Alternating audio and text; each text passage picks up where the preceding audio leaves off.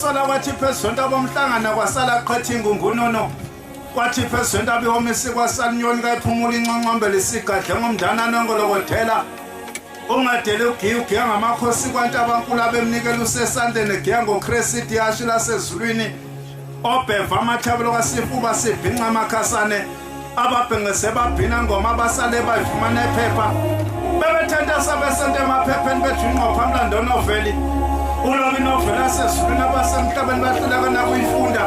ndaba Mr. Makamthetho ephenduka insemisimi ngokhande indaba Mr. Busazwana ephenduka insemisimi ngokhande lizwe legagasi kwinda amadoda ngoxesha njengasibe bithwane saganunwa umehla kabhengananga nabasemhlabeni inkosi evunya ngabasebuteni bethinyo silibweni okusithi umlashisa umosi umkopolo omadeve ngomnabele ensika abanabele esiko ogiyigenge zilili zasemhleni bamanazaretha unyathela bemphika bethi magquma namathafu ezilungekaze wanamathele inkosi enyathele kwadamkukusa kwaphinde kwahle kwadamkukusa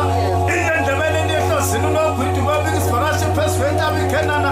shwele ndaba ngaphesha enxiwano nosolo umlomo bobo nomlomo bozolibisa unyazi uthi inkosi sila sabasasiqala ekusweni uzulala giya ngamafu bakelagiyangombani bazothathana emjondola namatendelo ephonsa nandademu umkholambu besilo samabandengekeni esikholo savuma bakwafakazi umntwana ka-50 nqindobe nga-50 fakazi ethi ixesha kabombela esibona nyazini isilo samabanda sicelo semcelo uzemcelo abagqunge ekhakhelo sibasa sendunkulu bawathi ngani ungezwa kusuhlimbitha bawalalisa amaqubula kwazene nezimikewu nabezuluma inkosi uthingo vele emagcini asemhleni besebephenduka inkonovulaba babewasheza wethembe indaba kaMr. Makamthetho ephenduka insemisimi ngokhande abakavobozola abantu ukutheleza phenduka insemisimi ngokhande zona abantu ukutheleza nawe uzofika kwamgaduli kwambila mhlophe uyoqotha uzufe uyofika usho uthi wabamela kanjani abasemhlabeni ababephika ingene ngasezulwini onyezini lwasezulwini umagameko aphikisa abanosisi